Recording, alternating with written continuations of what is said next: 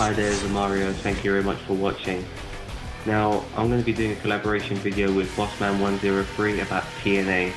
He still remains a fan of TNA, even though I am no longer a fan of TNA. He's going to be talking about why he likes TNA. I'm going to be talking about why TNA is shit. So, I'm going to let Bossman start off first. Hey everybody, it's Bossman103 and this is my why TNA is good. I'm doing this with Zamario, I'm doing this on Zamario's channel, of course, because you're watching it. So I'm going to do the positives, he's going to do the negatives. So what do I like about TNA? Why do I continue to watch the show? I know there's a lot of people who have a lot of negatives to say about it, but I usually see the positives. Okay, the female division. Now, the female division is not as great as it once was.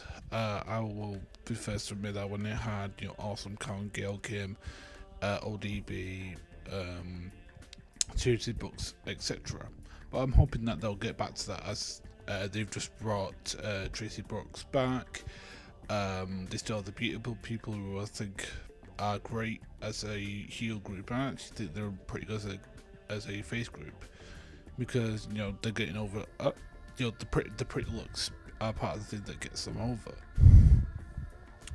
And compared to the female, I mean, you can never imagine WWE having a female match headlining their main on Raw, for example, whereas Impact, they had a cage match between Mickie James and Terra, which I think was pretty great. I mean, they always give the divas time to have a wrestling match. It's not slappity slap slap slap. Oh, let's have a little bit of cleavage. Oh, she's somebody's girlfriend. We have to care about. These females are entities in their own. They don't have to be associated with other men. Sometimes they are, but the wrestlers in their own right, and they have their own identities. They're not getting over because they're going out or they're kissing or they're associated with wrestler X. They're getting over because they are the wrestlers they are. Whereas in WWE, what they are is, frankly, just a girlfriend material, or we just want some TNA. Forget the pop, but we want some tits and ass, basically. Next, the tag team division. Now, the tag team division in WWE is non-existent, whereas TNA is actually existent, because we have the Motor City Machine Guns, we have the Generation Me, we have Bear Money, three of the greatest teams. Plus we'll have, when this whole Bubba Ray Devon angle's got, we'll have a new T3D, which is great. I mean, I personally would rather that they spend money on getting some new talent in, but I understand that they want to go a different way and try and get new viewers a different way, which is understandable. And next thing, the X Division. Now, this is the thing that brought TNA to the dance. The X Division is basically what the cruiserweight used to be in WCW, which is the best wrestlers in the company doing the best wrestling. Now, TNA didn't sort of put it to the back burner a little bit when they had some Jersey Shore guy be the main X Division guy, but now they've sort of brought it back. They've brought back Suicide, they brought back which is Christopher Daniels in makeup to help bring Guevara save face, and they're bringing back and I mean, I'm hoping that they'll bring in some real good talent, some Japanese talent who can can't talk, but get them over by the wrestling skills, and also bring in Generico and Steve, because I think that they could do some good stuff in the X Division. What else? The fact they've got Kurt Angle. Now, Kurt Angle to some people will always be a WWE guy, but I disagree, because I mean, he's a guy who doesn't want the light shining just on him. He likes to shine it on other people. I mean, look at the people he's made. He's made AJ Styles. He's made Desmond Wolfe. He's made Jay Lethal. He's made Jeff Jarrett look like they deserve to belong in the ring with him. And we all know that Kurt's hurt, and he's got a fractured neck, and he's got a broken neck, and he's more or less broken at this point in his life. But it's good to see that he can still give back to the business. I mean, I have a lot of respect for Kurt Angle. Next thing is AJ Styles. Now, AJ Styles is, in my opinion, the best wrestler in the world today, and I don't say that lightly. He's a guy who can walk, he can talk, he can wrestle his ass off, and the only things that were missing for his game was the fact that he didn't start off slowly, or he'd always go fast paced, pop, pop, pop, pop. But now, with working with Angle, with working with, he now knows how to work the ground game, and I think he's much better for it. I mean, personally, he was a champion for a whole year. I mean, when's the last time we saw that? Oh yeah, JBL. And I think that AJ Styles is much more worthy champion than JBL is.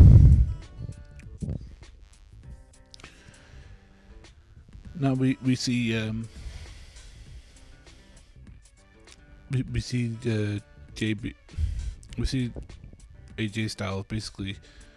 I mean, he's over with the fans probably more than any other person in that company, because he is that company. He is the face, he is the voice, he is the person that if they want Impact to be successful, they put him up, and rightly so. He's a great talent, and hopefully TNA realizes what a talent they have in AJ Styles.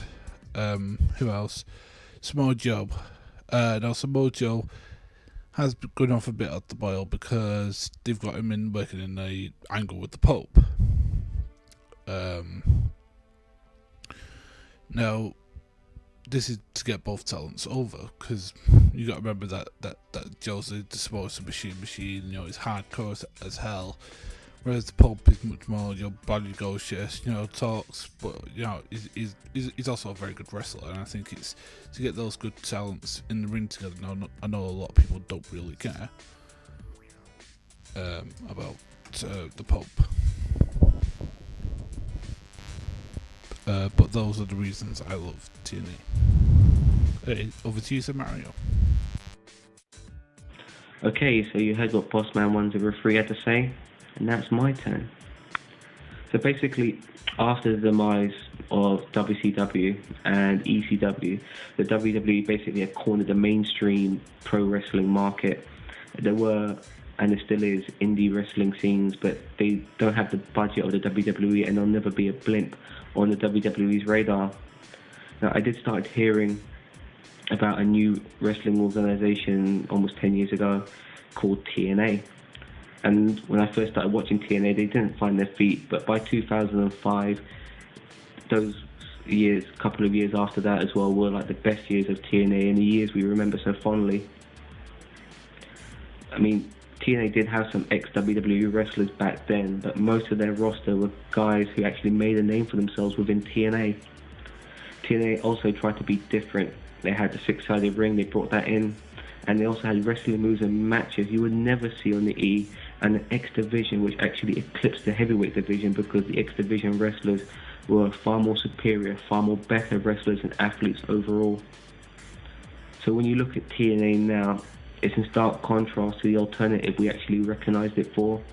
Instead of bringing in new talent to make a name for themselves within TNA, what the current organization is doing is bringing in has-beens and failures from the WWE, and they're no longer creating household names like AJ Styles and Christopher Daniels and Hernandez.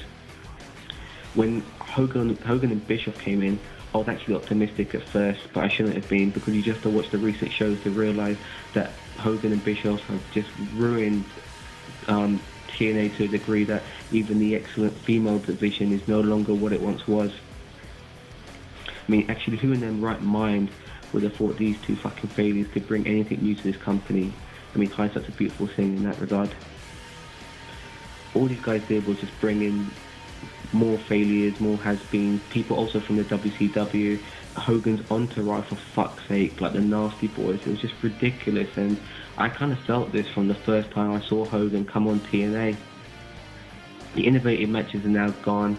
Hogan basically showed the fans the finger when you got rid of the six-sided ring. He didn't give a shit about us, and now we're just basically left with a poor imitation of the WWE. In my opinion, TNA has sold out. Everything that put TNA on the map is now gone. The fans were the backbone of that company, but our voices are no longer heard. I recently saw the TNA pay-per-view called Against All Odds, and that basically confirms why I'm no longer a fan of TNA. If TNA wants to go down the route of the WWE by not giving a flying fuck about its fans, then why the fuck should we give a shit about TNA? They are nothing like they once were and should have been right now. So, that's my rant. That's my opinion on TNA. That's why I think it's so shit. Bossman also made his opinion. You heard it earlier. But what do you think? Am I right? Is Bossman right? Are we both kind of right? Who knows? But leave a comment and let us know. Thank you very much for watching and have a nice day.